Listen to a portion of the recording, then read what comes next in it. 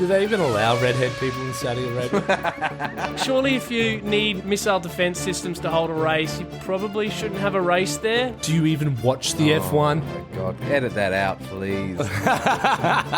Kiss me, I'm Arabian t-shirt or something. No, can't use that word. Oh, wow. Oh yeah, yet again, it's lights out and away we go with your Idiots of F1 podcast.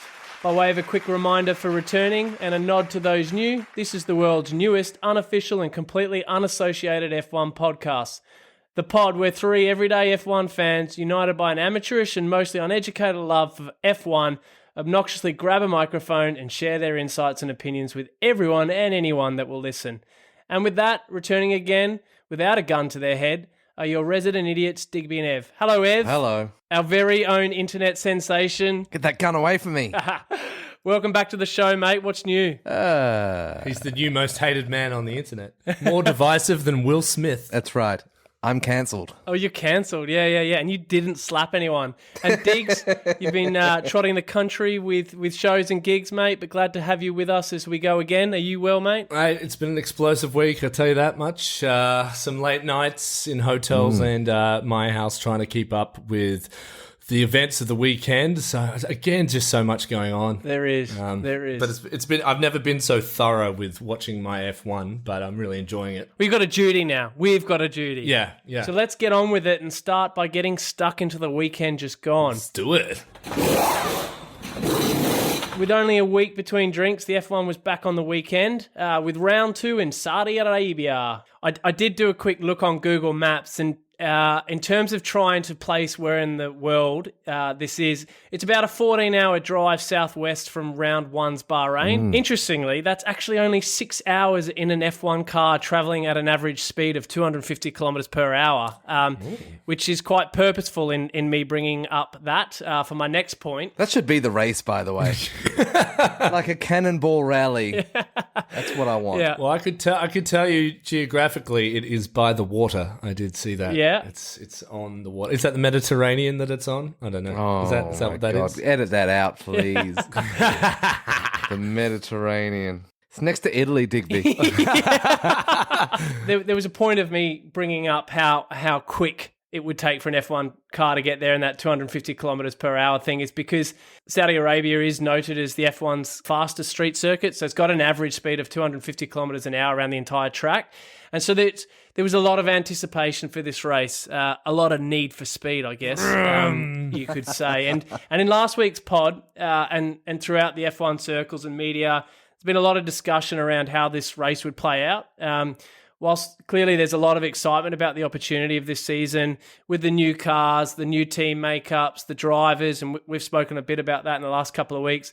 You know, the reality was that come the end of round 1 in Bahrain, we were all still probably left with more questions than answers. No one really had any better idea of how the season was going to unfold. And before we get stuck into the actual race and set out to try and answer some of these questions, I wanted to touch on a few things that happened in and around the race. For those that did miss it, unfortunately for the F1, most of the weekend's event was marred somewhat by significant off-track issues. So during Friday practice, about 20 kilometers from the track, a missile from Yemen's rebel group took out a nearby oil depot.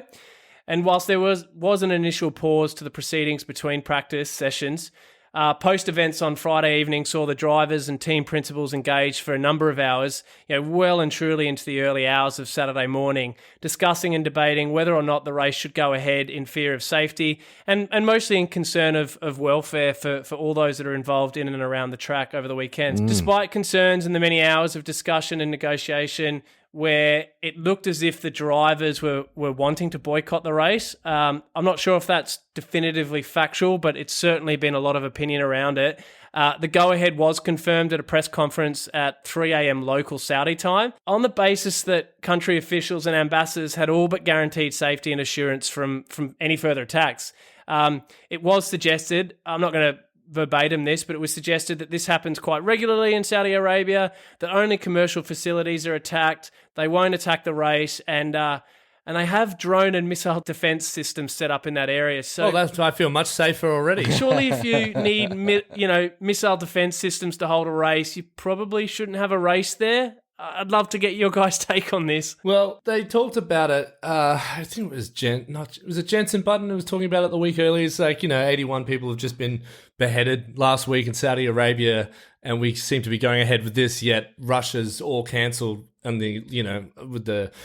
with war in Ukraine. So where do we draw the line? I was like, well, you make a good point. Like, some people would draw the line at the fact that the human rights in Saudi Arabia are abysmal, so why should you be having it there in the first place? Mm-hmm. Of course, the answer to that is money, money, money for the FIA. Look, it's a wide topic. It's a broad topic.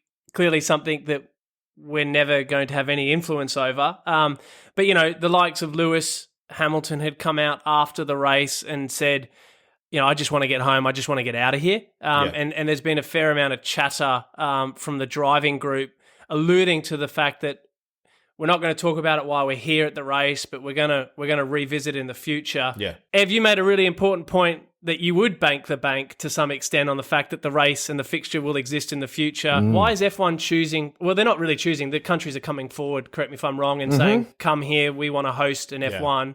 What sort of money are we talking about here? Like, how much is on the line for F1 to have walked away from that race on the weekend and potentially walk away from the race altogether? Well, they have a contract for 10 years, so this is the second year of that contract, and no doubt they'll have some sort of first look, like some sort of an option at the end of that to extend. Yep. But that's a 10-year contract at $900 million US, which is, too substantial to dismiss out of hand, out of the convenience of your own morals. By all accounts, the majority of drivers wanted to get the hell out of there. They're just like regular people. Like, if we're all there, we're in a team. Like, I don't want to stay in a country if something's being bombed like a couple of Ks away from where we are. Yeah, that's right. 20 Ks, you'd probably hear that explosion. Well, they could see it. Yeah, they could smell it. Max Verstappen smelt it in free practice 1. Wow. He wasn't aware of the attack. He just said, "Is something wrong with could smell something burning, my engine?" I can smell something burning. So the drivers have a union that George Russell's the spokesperson for. Of course he is. He was definitely like a prefect at school, wasn't he? Yeah. There's no doubt about it. He's the milk monitor. He's the prefect. He's a private schoolboy. And so essentially the F1 teams were unanimous in going ahead. The FIA was unanimous in going ahead. Of course, the Saudi Arabians were, this is going ahead. It's the drivers. The drivers were against it. It took a long time to convince them otherwise. And I think it's important for people to understand who don't know how this works. As a city, you're paying to host the F1. Yes. And it's really easy for these Middle Eastern cities to afford it because the royal people want it there, so they're willing to pay for it even if no one shows up. So it's easy money for the F1. But someone like Silverstone can barely afford to host it. So they have to sell all their tickets. They they need that income from the crowds to even be able to hold it. Even. So these places don't even need that. So from the perspective of the F1, it's economically safer to have it in Saudi Arabia than it is to have it at Silverstone. Yeah, so they were so the drivers were against it. They got convinced otherwise. How they got convinced was they were told in no uncertain terms. Well, the argument was made, even if you wanted to leave now, why do you think you'd be allowed to go home? Jesus. And that was the pin drop in the room. And they used the example of the WWE, how like it doesn't matter if you want to go home, like it's our allegedly airspace. Well, yes, allegedly. Did you notice when all the team principals came out, their reasoning was like, it was almost like they've written a script for them to say, well, I feel safe here. There couldn't be a safer place. All their families are here. They kept saying, well, their families are here, so it must be the safest place. I was like, that doesn't mean anything. The PR teams earn their money on Saturday night. Hey, look, just one thing that I do want to call out, and Digz, you spoke about it there with regards to the fact that, a lot of these countries will pay top dollar to host the F1. There's a significant amount of status that obviously comes with it. But question for you both, surely this is something that for the longevity of countries like Saudi Arabia, they're actually going to have to address this rather than just sweep it, because oil's going to run out. They're going to rely heavily on tourism. Sports tourism is a massive, important economy in itself. it's in their best interest to fix this stuff because, they're going to have to establish new economies for these countries to live off because eventually they're going to run out of their core moneymaker. Yeah, but not anytime soon. Yeah, it'd be a while. Also, how much money would hosting the F1 bring in? Does anyone have a number on that? But it's like the Olympics. Like, it's just a white elephant that we all think that it brings in I don't think anybody's really flying to Melbourne. Well, it depends what time, what window you're looking at it, right? Like, it may not bring in a lot over the 3-day period, but again, it's about the long-term exposure of brand Saudi. So, for instance, right, like there was a stack of advertising all over the F1 on over the weekend, of Visit Saudi, which is predominantly their tourism website, right? And it's not about getting people to turn up for the F1. It's for introducing the product or the country as a product to individuals so that they can consider it and put it into their potential, maybe one day I'll visit here because I've been given some exposure to it. Yeah, that's a good point. Look, I would never even have considered these countries as a place I would visit. But then when you're watching an F1 and you see them hosting it, you go, oh, this place actually looks pretty all right and safe. And then a bomb goes off away. And then you're like, oh, no, it's not safe. It is exactly what I thought it was. If it's nighttime and it's in the middle of nowhere, or if you remember the Chinese Grand Prix, that was in the middle of nowhere with pollution. You're like, why the hell would I want to go? The Winter Olympics. Yeah, why would I want to go there for this? And there are no fans. And it's just why would you look at Singapore? It's at night, but it's amazing going through the city. Yeah. I'd love to go to Singapore, and then, why don't we coincide that with the Formula One? Nobody's thinking, oh, can't wait to go to Saudi Arabia. No. But they don't care. The people paying for this, like the royals paying for this, don't really care. They just want to have the F1 in their backyard and watch it. Right. Yeah. And so it's like, here's the money, give it to us. And the F1 are like, oh my god, free money, let's do this, let's go to the Middle East more. Like, it's not going to go away. It's not going to go away. Well, look, if they're not going to leave mid weekend when that happens, then they ain't cancelling. If a missile strike 20 miles away isn't going to deter you, then nothing will. Heavy topic to start the conversation off, but we promised that, albeit we like to have a laugh and we like to take the piss of a lot of stuff. We do want to talk about the off-track stuff as much as the on-track stuff. Again, this is about kind of growing in interest and understanding to the sport in total. So we wanted to start there, but moving back into racing, but still on safety issues. It wasn't just obviously the missiles that drivers and pundits were concerned about. I mentioned up front that the track is the fastest street circuit on the calendar, second fastest circuit of all. I think, correct me if I'm wrong, Ev, Monza's the fastest circuit. Yep. In owning this tag, it feels like it's come with a fair amount of significant danger. Yeah.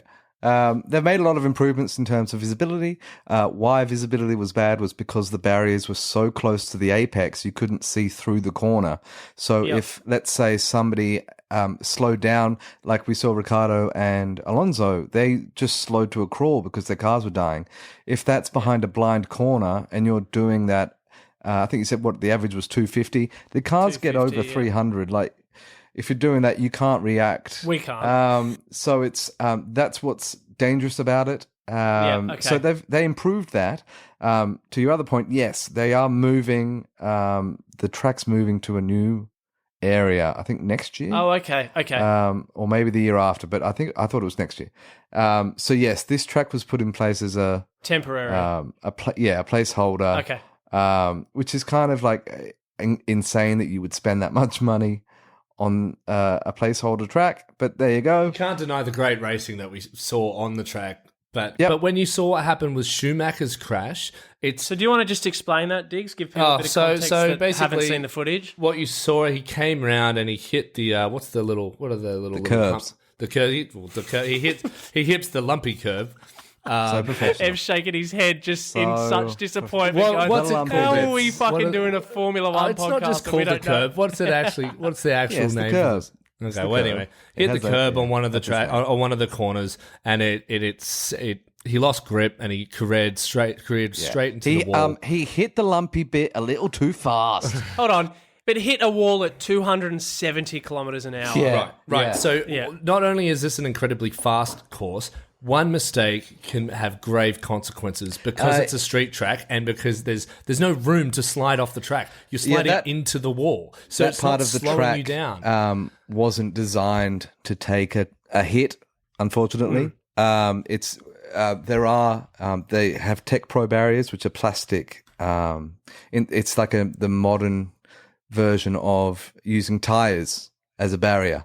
It's called Tech Pro, and it deflects and it absorbs energy a lot better than just using stacks of old tires. They do have those in the areas where they expect, an accident People or something to go off. Yep. Where Schumacher went off isn't where. Okay. And the angle in which he did, you wouldn't expect that. In saying that, your point is still, 100% valid, Digby, in that it's not good enough that you kind of, let's nobody's going to take a hit there, so let's not worry about. We don't need to focus on it then. When you should anticipate that at all times, because hitting a concrete wall, he didn't even hit Tech Pro. Hitting concrete at 270 kilometers an hour. Yeah, they said it was 33 Gs. Yeah, that's not good enough. You can't just pretend like something like that couldn't happen. Exactly. Yeah. But the issue is because at a track that fast, like when they go through Monte Carlo, right, in Monaco, and they have that the by the water, it's really quite fast, and that's I always watch that and go, geez, that's terrifying. If you miss that or you clip that wall, What are you talking about? We miss it all the time in the PlayStation game. Exactly. Every one of us is in the Leclerc wall went there. off there. Exactly right. But then you're going so much faster on Saudi Arabia that if that happens, like you're going to hospital. Like there's no avoiding it. You're not going to have a seat crash. He got released. Did old Mick? He got released from hospital that night, but they didn't run him the next. They could have run him, but they chose not to just because it was. But wasn't the car completely fucked? It was in half. Yeah, the other reason why they didn't run him was because if he had another accident, they wouldn't have enough spare parts to run a car in Melbourne. So they actually would have. They had another car there that he could have driven. Yes. Yeah. They've all got spare okay. cars. But the chart, they may only have one spare. And so if you've totaled one, if you do anything to that second one and you don't have a spare front right suspension, then you're just kind of dead in the water for Melbourne. And Melbourne might be a better use of that spare car. But Ev, I won't hold you to this, but off the top of your head, how much would it thereabouts cost for Haas to have fixed that car? Because it was in pieces. The Bottas crash last year in Monza against George Russell, I believe that cost Mercedes 14 million because that was an absolute write-off. I can't imagine how many hundreds of man hours it takes to build the tub and then to build everything else that attaches to it and all the QC that would go into that. Far more money than it has any right to be. At the time, Red Bull were complaining about how many accidents they'd had because of Lewis. And they were saying how when Max went off at Silverstone, Christian Horner was threatening Mercedes with sending them the financial damages. Classic wasn't it? Christian. Yeah, because why should we have to pay? We can't afford this in our budget cap. Having 14 million taken out of it for a split second is insane. And a dumb question. I'm sure it's a dumb question, but the cars aren't insured for damaging, right? Like that comes out of your that's right out of your bottom line, correct? Well, yeah, it's out of the budget cap. All right, so look, we've discussed a bit here. Obviously, some serious things for the likes of the F1 to unpack and address, but let's actually turn our attention now to the race and the results. The great amount of love and belief for Ferrari and their return to the top has proved credible. After an incredible 1-2 finish in round one, the boys in red backed it up this weekend and continue to lead the Constructors' Championship after a 2-3 finish in the weekend's race, with Charles and Carlos respectively getting on podium again. In terms of the race winner, Ollie's odds had it again with Red Bull's Max Verstappen pulling it out in the final few laps to grab the win. 2 from 2. And importantly for Red Bull... While you're ahead. Yeah, I know. I should stop doing that segment moving forward. But look, importantly for Red Bull, it highlighted their ability to get on top of the reliability issues they had the week before, which Ev rightly called out last week was a fuel sucking issue that saw both cars retire. Looking at some of the positives, because we've done a pretty good job of slagging the F1 administration, but looking at the positives here, we saw some incredible racing on the track, notably between Max and Charles again. obviously a nod to the new regulations and their ability to allow for closer racing. Diggs, you made a comment to me over the weekend regarding these two drivers, Charles and Max. In particular, the notable difference between their racing styles. I think you, correct me if I'm wrong, you termed it, maybe I've made this up, you termed it intelligent versus brute force racing. Yes, essentially, yeah. One was aggressive, one was intelligent. But and you saw that at the beginning of this race, but what I found so fascinating, and this goes for all the drivers, you can see them in real time learning how to race these cars. So Leclerc figured it out quickly. You want to let them by before the end of the DRS zone. It's called DRS chicken. It now has a name. Yeah. And by the third or fourth time, Max had figured this out, so he wouldn't. So he every instinct was stopping him from passing Charles. So I love he couldn't get that advantage again. And you could see how desperate he was. When he slammed the brakes on and locked up. That was unbelievable. Yeah. And that's what made it so exciting. You're seeing these guys figure out what's the best way to do this. How do I now stop this guy having the advantage over me? It's like scissors, paper, rock. It's cool because they can't get away. One thing I used to find really boring about the old races is that they'd fight for a lap or two, but once that person's passed, they're gone. And it's how did that person fight for that amount of time, and now they just get and then just drop off. Basically, the better driver now is going to win that situation, and it's really cool to see them outwit each other and outrace each other. And if this is the way things are going for the rest of the year and in the future, I reckon it's going to make things really fun and really exciting. Bravo! And even if it means more overheating or more problems, I'm also fine with that because now the crew have to figure out ways to solve these issues, and makes pitting more exciting. Very good. Hey, Ev, as we obviously look to kind of continuously educate our listeners, both old and new to F1, it was noted throughout the race that Ferrari continued to pull away from Red Bull in the corners, to which then Red Bull would regain the loss through the straights. Is that a driver's thing, or are some drivers better than others, or is it a car setup thing? That's a car setup thing. So apparently Red Bull's Honda engine is up on power to Ferrari, and so they're getting them on the straights, whereas Ferrari might be running greater downforce, which means in slower corners they're going to have more grip, which means when they come out of the corner, which is what you saw when Verstappen and Leclerc put the brakes on to try to, at the hairpin, Leclerc just floored it right at the apex, way earlier than you'd think would be possible. So he's obviously got a lot of faith in that car that it's not going to spin out and fuck with him. So it's that's been exciting, and I'm holding myself back from getting too excited about it because I'm quite optimistic that come at least midway through the season, that's going to be a three-way battle.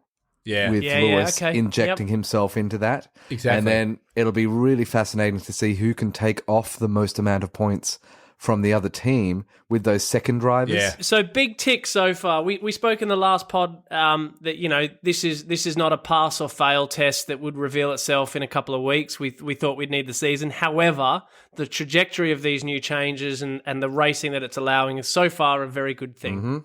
So looking at the rest of the grid, missing out on spraying rosewater and finishing fourth was Red Bull's Sergio Perez.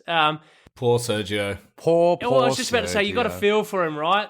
He grabbed his first pole after 215 races by qualifying fastest. Gets no reaction from Christian over it. Yeah, but so he qualifies fastest, but then is mostly undone by some terrible timing and luck to give up first place. It's just bad luck, yeah. Classic Latifi. Ruining it for everyone else. Ev, you've had a bit to say about Red Bull focusing on drivers versus constructors championship, albeit finishing fourth.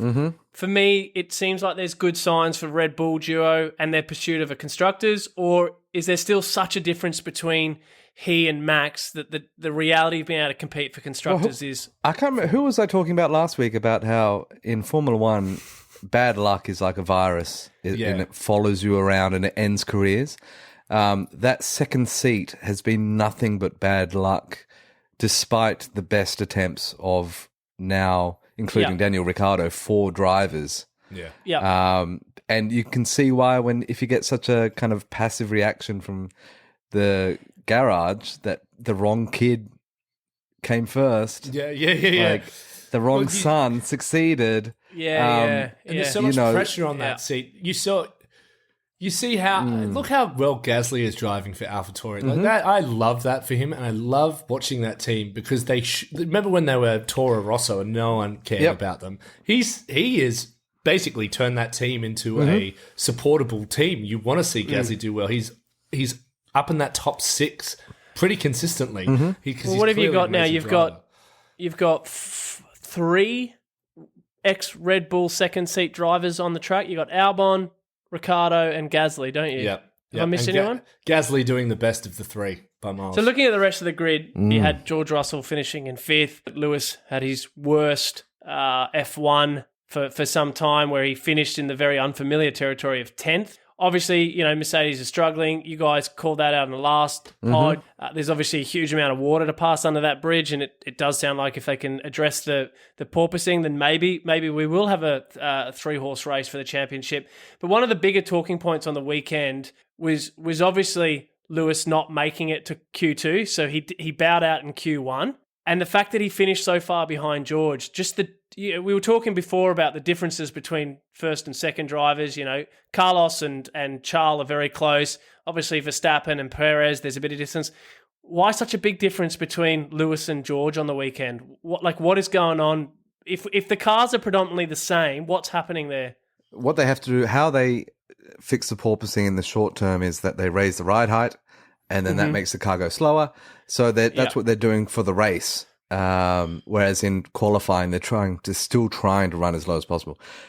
They gave Lewis less tire pressure than George, outside of whatever other ancillary kind of changes they make between the 2 cars for each driver. So they'd openly admitted to having, I think they used the phrase of rolling the dice on tire pressures for Lewis. Clearly that didn't really work, albeit he did really well on extremely old, extremely hard tires. He did. What lap did he pit? Like 40? Something like 42 or something. Yeah. Well, he was going to pit earlier, and he missed because they'd 2 cars broken down in the pit lane. Yeah, but I think because we know how good a driver Lewis is. I think you can only. It's always going to be fair to assume when they're so past, like they're so separate, it must be a car difference. But you can't help but notice all these people going, "Oh, is this the end for Lewis?" It's the changing of the car. I was like, it's not changing. They're figuring out their damn car, like we talked about last week. It's the second week. Mercedes have a lot to fix, and I think this is how they're gonna do one thing for Russell, one thing for Lewis. Some weeks it's going to be Lewis, some weeks it's going to be Russell who lose out. Russell lost out last week, and once they find the issue and they solve it, they're gonna probably smash it. Like, it's Mercedes. Turning our attention to round out the top 10, excitingly, we did see some incredible close racing throughout the rest of the midfield. No doubt, sponsors of some of these teams would be very, very happy, particularly that of BWT, Alpine's new sponsor, which got huge amounts of airtime earlier in the race when teammates Fernando Alonso and Ocon, they were going toe for toe, 5 laps or something, wasn't it? Guys, obviously this is a pure spectacle of inter-team rivalry, and just it showcases just how much each place means to each driver, right? But we have seen this unravel spectacularly in previous years with teammates, when either one or both of them end up taking each other out. Digz, as a team boss of Alpine, would you have been okay with what was going on? It's funny because they talked to Omar. They were trying to talk to Omar during the moment, and he was holding his cards very close to team his principal chest. of Alpine. Yeah, he's just like, "Oh, no, yeah, we're fine with this. We're okay with this." Like, blank expression. We just said we let the boys race. Yeah, and he's like, "You'll see. You'll see," as if he had some master plan. This is what we're going to do. You'll see. It's like, no, you don't have a plan. This is not You couldn't in the plan. stop them if you tried. I was like, good luck telling Alonso to let Ocon by. Yeah. But I think even Ocon, he's hungry, isn't he? Yeah, he's really and out there to good prove driver. himself. Yeah, and I think it was smart. I think it was smart to let them do it this week to see. Probably they want to see like who's the stronger driver and what can our cars do, but then ultimately maybe that caused Alonso's car to. So that's what I was going to ask next. Is whilst Ocon ended up finishing 6th, Alonso ended up retiring the car towards the end of the race. my understanding, and again, I don't know enough about this stuff, and Ev, I'm going to be looking at you here. Understanding was that it was an overheating issue with his car, of which we spoke last week in our pod about, all of these unintended consequences that might come from these new regulations, and you said that's just part and parcel of it, right? It gives the cars the ability to race closer together, which we've just talked about how amazing it is. But how much of this battle for, I think, Digz, you said 5 laps, may have actually caused that? It wouldn't have, because when he broke down, it was like 20 laps later. Yeah, okay. Yeah, okay. Yeah. Importantly, AlphaTauri and McLaren grabbed their first points of the season, with Norris and Gasly finishing 7th and 8th, with the magnificent Kevin Magnussen finding himself in the points again. You'd be pretty happy with that, wouldn't you, Digz? Yeah. I mean, it's more points than Haas know what to do with. It's cool. Look, I was never a big Magnussen fan, but I do enjoy seeing teams that have just struggled for so long see the light at the end of the tunnel. Brilliant. All right, so speaking of Haas, I think we've done enough to wrap up last week's race. Haas, I've been paying attention. It is that time of the week again, Ev. Haas, you've been paying attention. Quick reminder of what this nonsense is all about. This is our Idiots quiz, which will frequent each episode. Come the end of the season, the individual with the least amount of wins will donate $500 to a charity of the winner's choice. Remember, too, if you think you've got what it takes to take on Ev or Digz, by the way, guys, we have actually received a few here, so we're going to have to figure that out. Specifically calling out anyone on the socials who keeps arguing with us, and there have been a lot this week. Yeah. I actually challenged someone. It's like, hey, you want to challenge us for our knowledge? You're welcome to come on the show. Yeah. Oh, well, you know, big call. To be fair, you guys have got a lot. You've got a lot wrong in the last couple of weeks. So I didn't get a lot right, that's for sure. As I was saying, if you think you've got what it takes to take on Ev or Digz, jump on our website, idiotsoff1.com, or hit us up on the socials at idiotsoff1, and that's the number 1, not the letters, as Digby keeps reminding me. We're on Insta, We TikTok, weren't thinking or Twitter. about it at the time. Just it's not hard to beat us, everyone. They don't call us idiots for nothing. Like, literally go back and listen to the previous episodes. You guys are fucking useless. Yes. I think you're going to really struggle with this week's. Awesome. Can't wait. So look, last week's quiz saw Ev take home a win, albeit controversially. Yeah, it currently stands at 1-1. However, a new rule has since been introduced, gentlemen. You would have assumed that this would have just been the case, and probably not like this. It probably didn't need to be said, but no phones, gents. Here we go. 6 questions. First to buzz their buzzer will get first swing. Get it wrong, and it's a free hit to the other. Digz, buzzer test, please. Okay, so my buzzer this week shall be When you're ready. Haas, yeah. Haas, yeah. Haas, yeah. Ev, is there even any point in asking you what's yours? Should I do? I don't know. My bit can either be that my buzzer every week is just me saying Digby in the hopes of being confusing, or it can be something ridiculous. I don't know. Let's just surprise the audience. Here's a tip: don't use a racer name, because that got into me a lot. Got me into a lot of trouble last week. That was very funny. Yeah.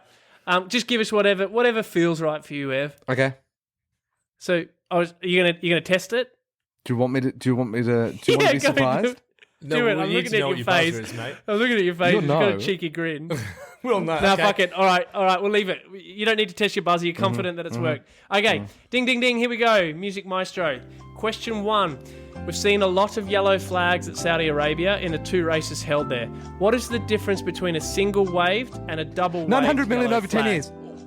Oh, bang! There you go. Yeah, I like it. Very good. Contextual. You want to know the difference between 1 yellow flag and 2 yellow flags? Is that it? Yep. Tell us. 1 yellow flag is that you just need to kind of have to slow down. 2 yellow flags is that you have to slow down and be prepared to stop. Typically, 2 yellow flags would mean somebody's on the track, like a steward, is cleaning up debris. Yep, we'll give you that one. So the official definition there: single wave yellow flag means overtaking prohibited due to danger on the track. Double waved yellow flag means overtaking prohibited due to a blocked track. So, yeah, I'll take my answer. Yeah. No, well, to be fair, it was right. It just, Anyways, we'll leave that Semantics. one. Ollie said it better. Semantics. Yeah. Well, it's easier when you can read it. Question 2. Who got the point for fastest lap in the weekend Grand Prix? Haas, yeah. Yeah, Haas, yeah. Yeah, what you got? Leclerc. Yeah, well done. I didn't actually... Okay, so after challenging people to come on and fight you guys, you're on here. 2 from 2, 1-1. Question 3. It took Checo 215 races to get his first pole. Who held the record for most amount of races before getting pole before Perez? Oh, I knew this. Haas, yeah. What you got? Is it like... no, he wouldn't have got pole. Shit. Just say it, mate. Roman Grosjean. Oh, you idiot. No! Ev, you're up. Free hit, mate. Throw a guess. 900 million over 10 years. Is it Ocon? No. Guys, there's a theme Neither here, of them have had pole. We've got the Australian Grand Prix coming up. Danny Ricciardo. Mark He's Webber. Australian. It was Mark Webber. Oh, boom. But you don't get that. You don't get that. You don't get. You You got it don't wrong, get mate. it. I'm not giving you a second chance. I'm just I saying. didn't say so Mick Mark, Doohan. Well, his son is. You may as well have, mate, because you're still not getting the points. Yeah. So actually, Mark Webber originally held that record before Perez broke it this weekend, and it took him 131 races. Right, looking towards the next race on the basis that we're now in the theme of Australia. Question 4. When was the first Melbourne GP held? Haas, No. yeah. I don't know, but I'm going to guess 2005. So wrong. I haven't watched F1 for very long, mate. It's always going to be Fair call, yeah. Ev, the pressure's on here, mate. free shot. Sound like 95? Oh. Yeah. You're off by a year. Yeah, Wow. I can vividly picture like 90s Australiana. Yeah. And so that makes me think of like Melbourne. Yeah. So yeah, Sorry. Melbourne 96 kicked off the season in 96, and it was actually only a couple of months after Adelaide, the last race Because of Adelaide Adelaide. used to be the last race of the season, didn't it? Yeah, Yeah. that's right. All right, question 5. Who holds the record for most Melbourne GP wins? 900 million over 10 years. I'm gonna say Lewis, maybe. I think that's a good bet for any track, by the way. Yeah. It is, but it is actually, of all tracks, wrong. Okay. good one. Okay. I guess I have to. Fuck, I don't know. Oh, I don't know enough about the old F1. Holds the record for most Melbourne GP wins. Wins. Okay. Let's go with Maybe Alonso Digby. I might. Yeah, Alonso. Yeah. Alonso's a good guess. He's won a lot. Alonso. Why not Schumacher? Why did neither of you think Schumacher? I don't know. I don't know. He's just So been Schumacher- he's been in a coma for so long. I don't know. Schumacher had 4. For interest's sake of the current crop, Lewis has had 2, and Vettel's had 3. And just so you guys know, Bottas and Alonso are the only other current drivers to have won. Bottas won it in 2019, and Diggs, race. you mentioned that in last week's pod. And Alonso was all the way back in 2006. Jesus. Yeah. Crazy, So huh? we're still tied at 1 here. It is 1-all. So really, this is going to come down to this question, and I've got a bonus one if you guys both get this one right. Tiebreaker. Last question. What position did Danny Rick come in the last Melbourne GP? Haas, yeah. What you got? Last. He did not finish. What's your answer? Well, he did not finish. Is that so? Last. He was the first to retire. Are you sure you want to add that last bit? Because definitively, I don't think that's right. He actually finished 19th, but he didn't finish. But Well, there was a 20th. But anyways, we'll give it to you. Yay! Ooh, asterisks. Not like this, Michael. Who retired? Who retired before him? I didn't actually write that down, but I did make note that if somebody had have said, Because he took a while. I remember he took a while because they replaced the front wing, and then as Ev put, he was such a little he was just being like, oh, if I can't win, I may as well retire. But it turned out not to be the case. But yeah. I love that. Do you guys just on that, just for a bit of trivia? Danny Rick's only ever finished as high as 4th in the Australian Grand Prix. He's done that twice, so he's never had a He'd be lucky podium. to do that next week. Yeah, and he did that for both for Red Bull, and he's actually retired from 4 Aussie GP races and was disqualified from 1 in 2014. Wow. Yeah. Ev, do you remember Hometown why he hero. was disqualified? I do not. That was when they had that real I can't explain it well, but the fuel consumption, fuel flow regulations. So I think he had too much petrol, or he was pumping through too It's much the petrol. speed of Yeah. the petrol going into the engine from the tank. Yeah, so he got disqualified after that. I actually have a feeling he got a podium for that race and then got disqualified. I think I've seen footage of him at a podium. I- in Australia. Yeah. Again, Yeah. Again, we're just highlighting here that we are factually fucking useless. Anyways, good story. All right, so the winner out of that news of the day was is Digby. wins I had to think about that. Yeah, Digby. Clap, clap, clap. All right, so we're 2-1. 2-1. There we go. We're going round for round. Twats of the week was a big hit last week, and we're back again this week. There's really just one tweet that I'd love to call out, and then I'm going to throw to you guys. This one actually got quite a bit of air, picked up by many more important than us. Over the weekend, one of the Saudi Arabian race marshals inevitably lost his job shortly after tweeting that he hoped Lewis Hamilton would have an accident like Roman Grosjean's accident. Wow. And for context, for those that don't know, in the last race of 2020, Roman, when he was driving for Haas, went flying into a barrier and the car more or less blew up. It ripped in half. The reality is if the halo hadn't been on the cars, which is, for anyone watching, you'll notice that they have like this big kind of circular metal thing that sits above their head. Had that not have been part of the car, it's fair to say that Roman probably would have died. Probably the worst crash, at least I've seen. Stopped the race for a few hours, had everyone worried sick. So yeah, a bloke like that can come out and say that, particularly because he's a safety marshal for a race, has gone and tweeted that. So you, sir, are an A-grade flog and our newly anointed twat of the week. Oh, yeah. Hooray. I think... Yeah, so if there's anything that you got out of the weekend, pal, after losing your job, it's that new title. So be proud. I've got that off my chest. Diggs, I know you're keen to talk about idiots on the socials. Big week. Yeah, and use the opportunity to address what ended up being somewhat of a viral post on the behalf big first for me. Yeah, I've never been a part of a viral video ever. But this week, a post went out about Ev talking about how it rubbed in the wrong way that Christian put all his money down on Max instead of the Constructors' Championship. And it ended up we're now sitting pretty at 55.9k views. So about 56,000 views, 2,500 likes, and 250 comments. About 240 of those comments were telling Ev how wrong he was. So I'd like to read a few of those comments. Joke's on you, I don't read the comments. Yeah. So Ev has a chance to reply because I have to reply to these people, but I don't know. I'm not a mind reader, so I don't know how Ev would respond. So here is one. Please. Okay. This is a poor take. The Drivers' Championship gets far more coverage and recognition and is probably more attractive to the sponsors, etc. Ev, your take on that? You can burn in hell.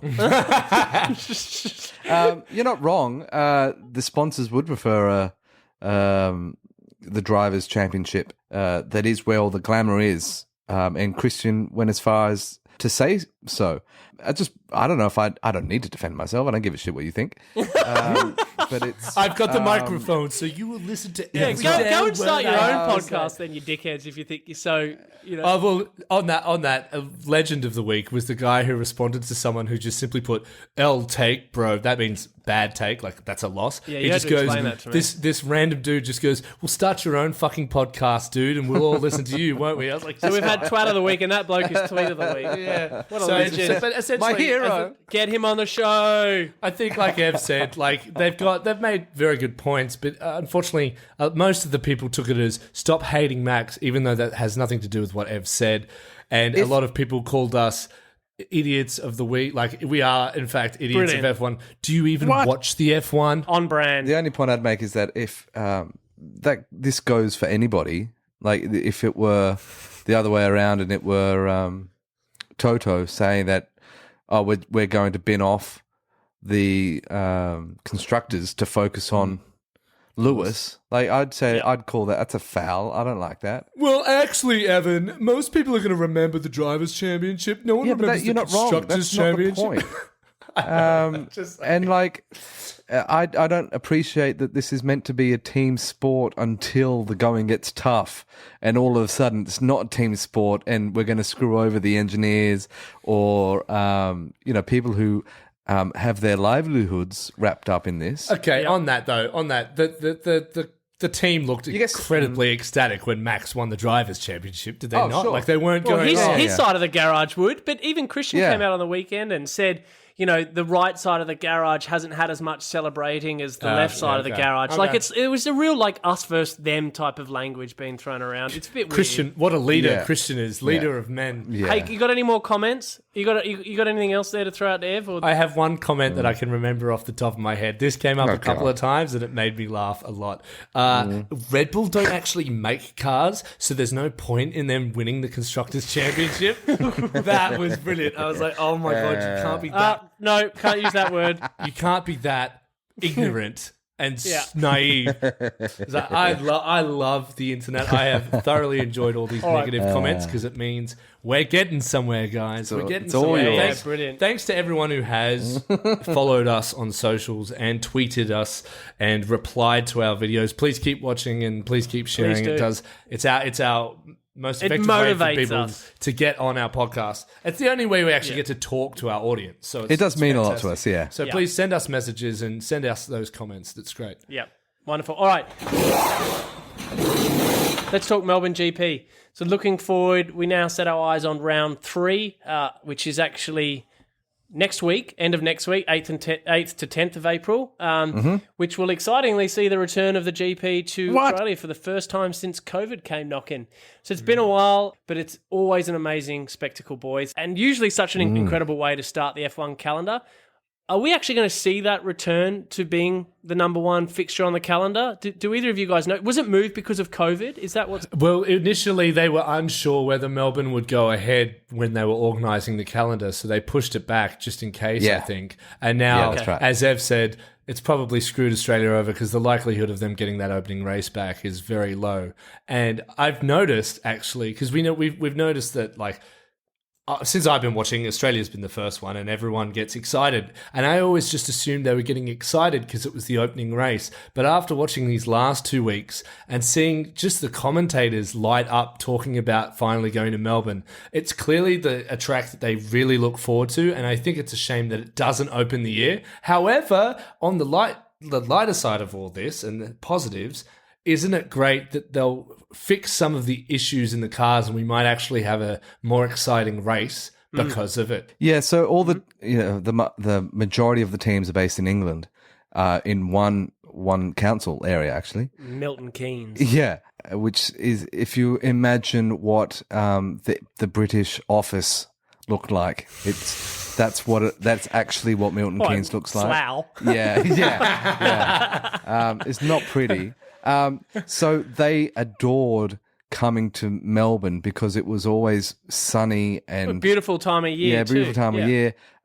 More than that, our cultures are compatible. Women are allowed to drive. Everything about it is, it's like a party to kick off the season when they come here. Furnace and the Fundamentals play there sometimes. So. Yeah. Let's be honest. That's why they come to Australia, is so that you guys can play at the F1. But they've changed the track. They've changed some of the corners to make for better overtaking, which is really exciting. Okay. I think it's going to look amazing. Like, all new tracks look really great. It's a beautiful track. Like, it's in such a wonderful part of Melbourne. Yeah, and it's like, it's not a street circuit. Like, It's almost like a hybrid track because you can drive, like people do drive around Yes. Albert Park, but Correct. it's not it's not like a main road per That's se, right. but it's also not just a racetrack. So it's Yeah. kind of cool little, So, it's its yeah. own thing. So I've got a couple of loaded questions here for you guys. On a relevant note, there's been a lot of talk recently about the expansion plans of the F1. We spoke last week about how good things are going with the sport and the growth, particularly in the US. They've got 2 races, and it's part of a recent headlines regarding F1. They're potentially looking to expand to 30 races, of which there was serious talk about Vegas being within that calendar. Vegas, baby. Vegas, baby. Given that there are significant expansion plans, could Australia be in a position to see another race? No. No? Right. Good talk. I don't think they'd do another Australian one. Okay, so is Melbourne then at risk of losing the GP to Sydney? Well, it's money talks. Because they're It's whatever contracted the till money is. 2025, right? Yeah. Every few years it comes out that whoever's probably the either the mayor of Melbourne, or if there's an election in Mayor? Did you say mayor? mayor, like the mayor. Yeah, you mean Mayor. premier though, don't you? Not mayor. No, the mayor. the mayor of Oh, really? Melbourne. Yeah.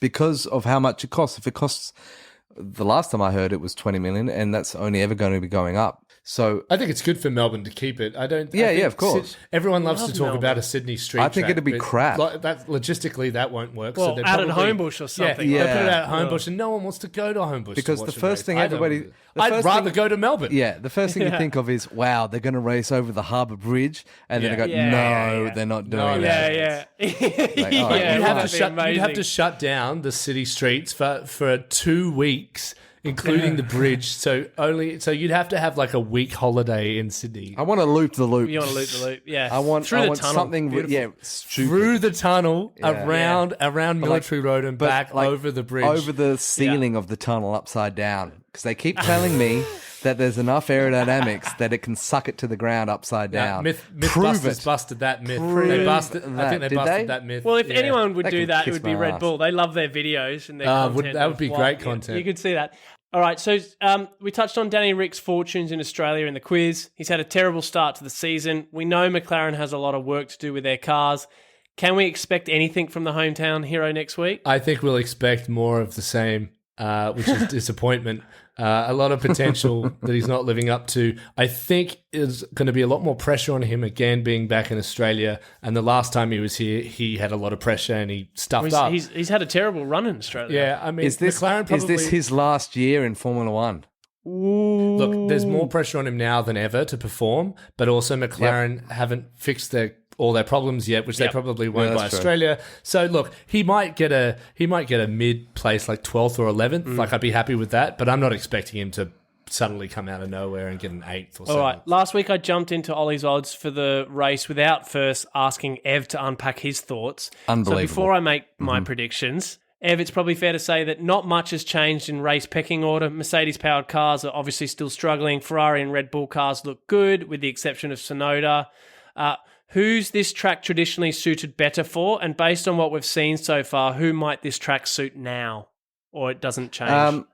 It's a traditional circuit, so it's always favoured, traditional setup cars, whereas the Red Bulls are typically more for the slow speed corners and the twisty kind of corners and things like that. Yep. I think that it's going to be Leclerc versus Verstappen again. Yep. There's no reason to think otherwise. I think it'll be Ferrari 1-2 maybe. That car's just looking so strong in a traditional sense. Ferrari's always gone well at Australia too, right? Yeah, I think they've got the most constructors wins for Melbourne GP. Well, they've got the driver who's won it the most. So Yeah. But I could have told you that 5 minutes ago. So with that, it's time for Ollie's odds.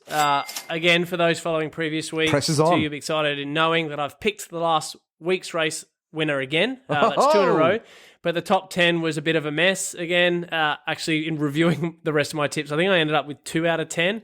But appreciate that it I got first and second. We're not here for you. I almost to got the pick exact podium 10. though.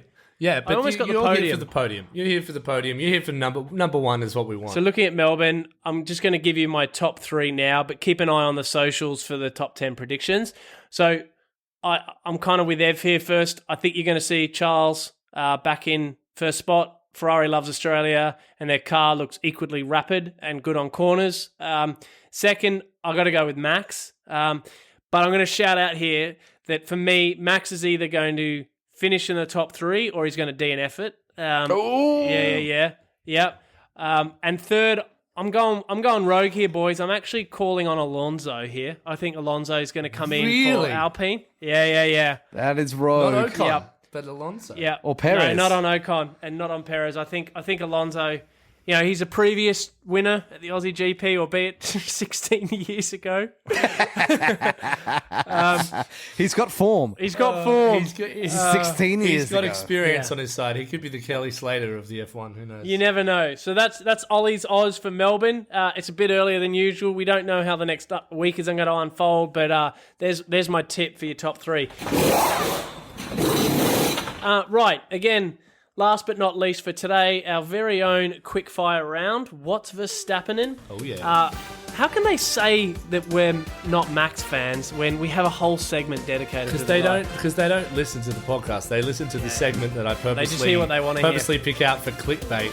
That you missed that bit where Ev goes, but I actually really like Max, and I wish him well, and I think he's a phenomenal driver. Fake and he's news. my best friend. I never said that. Oh, I don't wish him well. they don't know that. Ev, Digz, I'm going to throw out a number of topics here, but this week I'm going to keep you guys to 20 seconds each to answer, because there's a bit to cover off. So here we go. Well, who do you want to start each round? Okay, yep, all right. Well, let's go. Ev, I need a timer. Yeah. I've got the timer, but Ev, you're going to go first. All right, so topic number 1.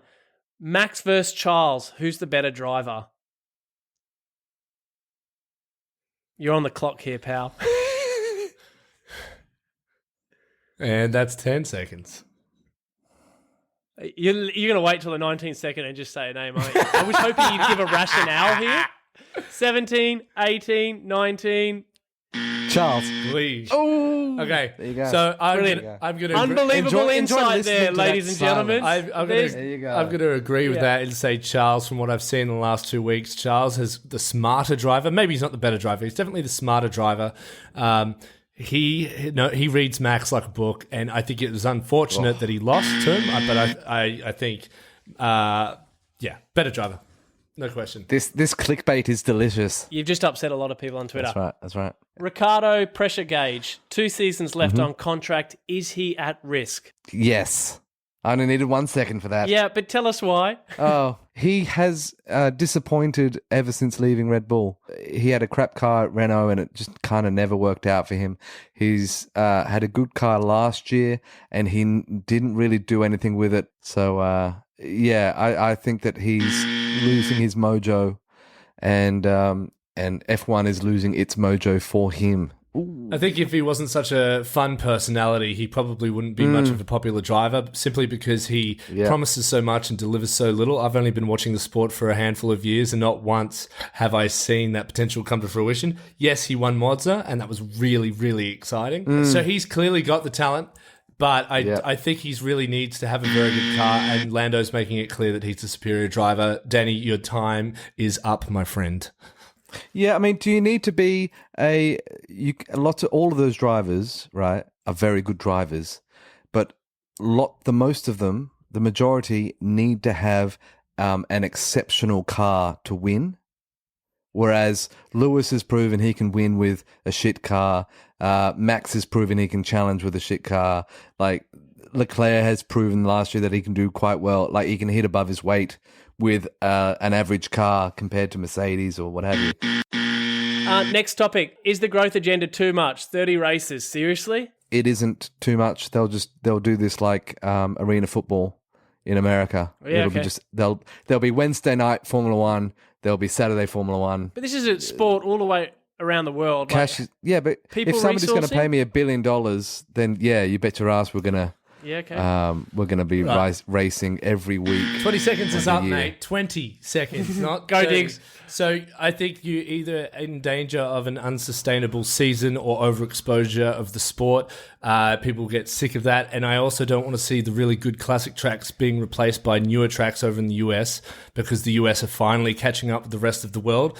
If it costs us the tracks like Austria, Germany, Australia, and Hungary, then I really don't want to. I don't want that. I would rather keep Austin and maybe Miami. All right. Last one. Wounded Hamilton. Is the championship battle between Max and Charles, or is there still plenty of time for Lewis? I was thinking about this today. It wouldn't surprise me if halfway through the season it took Mercedes that long to get their shit together.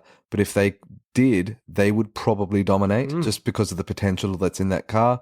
And so even if Red Bull versus Ferrari for the first half of the season, and then if Mercedes were to take the whole of the second half of the season, Mercedes would still win because Ferrari and Red Bull would be taking points off of each other. Yep.